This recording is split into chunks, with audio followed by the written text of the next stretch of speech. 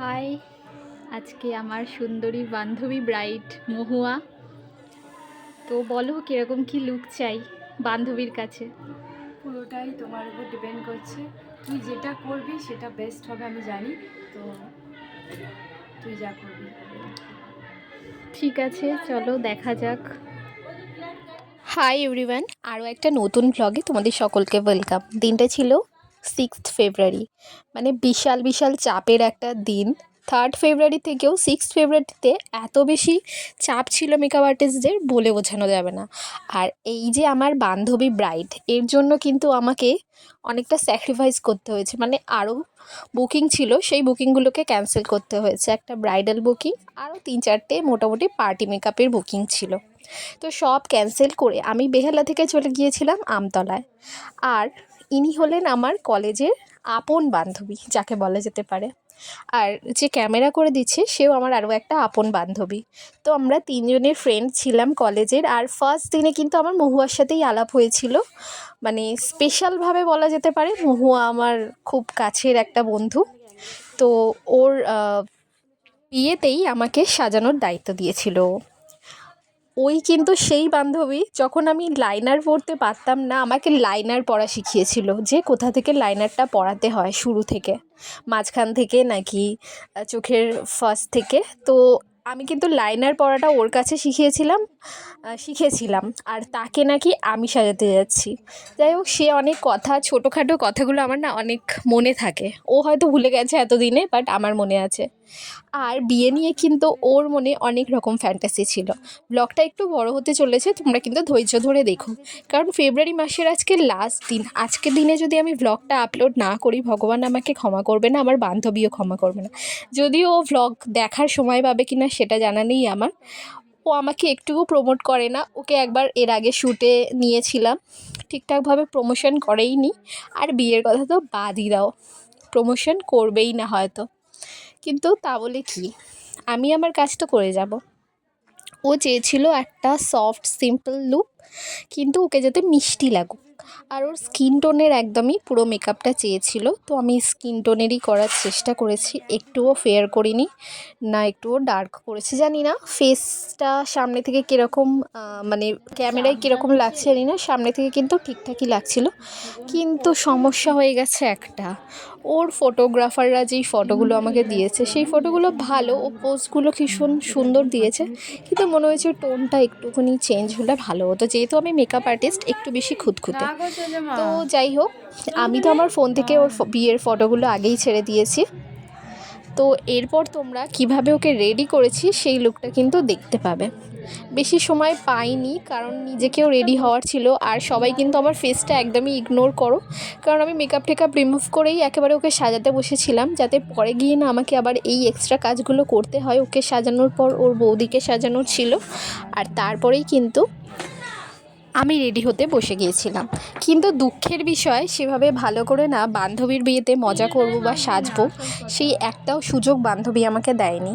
কারণ গিয়ে থেকেই আমার ওপর কাজের দায়িত্ব চাপিয়ে দিয়েছিল। ফার্স্ট হচ্ছে হালদি লুকটাই ওকে রেডি করেছিলাম, আর দেন তারপর ও আমাকে পান পাতা কলকা করতে বসিয়ে দিল, যার কারণে কিন্তু ওর হালদিতে একটু এনজয় করার সুযোগটাও আমরা কিন্তু পাইনি। এরকমইভাবে ওর বিয়েটা কেটেছে। তো বান্ধবীকে বলবো যে আরও একবার তোর বরের সাথেই আরও একবার বিয়ে কর, সেই সময়টা অন্য মেকআপ আর্টিস্ট বুক কর, আর সেই সময়টা যাতে আমি এনজয় করতে পারি। কারণ বান্ধবীর বিয়েতে একটু এনজয় করতে পারিনি, গিয়ে সমানে কাজই করে গেছি। হ্যাঁ, খাওয়া দাওয়াটা টাইমে টাইমে পেয়ে গেছিলাম, কিন্তু প্রচুর কাজ করতে হয়েছে আমাকে, যেখানে আমার খুব কষ্ট হয়েছে যে একমাত্র আপন বান্ধবীর বিয়েটা আমি মানে ঠিকঠাকভাবে অ্যাটেন্ড করতে পারিনি, এনজয় করতে পারিনি যাকে বলা যেতে পারে। আর যেই কথাটা বলছিলাম, লাইনার পরা যার থেকে শিখিয়েছিলাম তাকে কিন্তু একটা স্মুথ ফিনিশিং, মানে লাইনারের ফিনিশ দিচ্ছি। এটা আমার জীবনের কাছে একটা বড় বড় কিছু পাওয়া। আর ও কিন্তু খুব সিলেক্টিভ, সহজে সব কিছু পছন্দ করে না, কিন্তু তারপরেও জানি না আমি বান্ধবী বলে কি না, আমাকে কিন্তু ও পছন্দ করে বুক করেছে। আর এটা কিন্তু একটা প্রফেশনাল কাজ, তার মধ্যেও বান্ধবী আর কি। আর যেহেতু 3 বান্ধবী একসাথে আছি, প্রচুর ইয়ার্কি, আড্ডা, অনেক কিছুই হচ্ছিল। কিছু ভয়েস তোমরা কিন্তু মানে আমি মিউট করে দিয়েছি, তোমরা এত বেশি আলোচনা হচ্ছিল 3 বান্ধবী থাকলে যা হয়, তো সেই ভয়েসটা তোমরা হয়তো পাবে না। যাই হোক, ফাইনাল লুক কমপ্লিট হয়ে গেছে।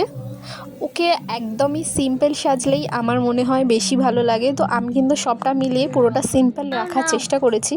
আর খুব করে চেয়েছিলাম, ওকে অনেকবার করে বলেছিলাম একটু লেন্স পরতে, একটা সফট কালারের একটা লেন্স পরলে ওকে ভালো লাগতো। যদিও লেন্স ছাড়াও অনেকটা মিষ্টিই লাগছে, বাট লেন্স পরলে একটা অ্যাট্রাকটিভ একটা লুক ওর ওপর হতো। আর ওকে কিন্তু ওর ফেসটা পুরো মডেলদের মতো, তোমরা কিন্তু দেখলেই বুঝতে পারবে। ওকে প্রথমবার একবার মডেল সাজিয়েছিলাম, চেয়েছিলাম রিসেপশন লুক করতে, কিন্তু সেটা করতে পারিনি। তো এইখানেই সেই আলোচনাটা হচ্ছে, তো লাস্টের দিকে আমি মিউট করে দিয়েছি, কী কথাবার্তা হচ্ছে তোমরাও হয়তো বুঝতে পারবে না। তো যাই হোক, ওর ফেসটা খুবই সুন্দর একটা ফেস, ওকে কিন্তু খুব বেশি মেকআপে আমার মনে হয় না ভালো লাগে বলে। তো এখানে দেখো আমি মেকআপের শেষে হাইলাইটার লাগিয়ে নিয়েছি, আর একদমই একটা সফট লেয়ার আমি কিন্তু ওর ফেসে দিয়েছি, একটুও এক্সট্রা কিছু দিইনি, কারণ আমার মনে হয়েছে ওর ফেসে বেশি মেকআপ একদমই যাবে না, আর ও নিজেও সেটা পছন্দ করে না। তো দেখো লিপস্টিক পরানোর পর বান্ধবীকে কতটা মিষ্টি লাগছে। আর ওর লুকটা যতটা সিম্পল রাখা যায় ততটাই সিম্পল রাখার চেষ্টা করেছি, আর ওর পছন্দের মতো একটা কলকা করে দিয়েছি। তো সব মিলিয়ে কেমন হয়েছে তোমরা কিন্তু জানিও। আমাকে খুবই খারাপ লাগছে, আমার দিকটা না দেখতে পারলেই ভালো হয়। ওর ফাইনাল লুক এরপর তোমরা কিন্তু জানাবে ওকে কেমন লাগছে, রিভিউটাও ওর থেকে শুনে নেবে।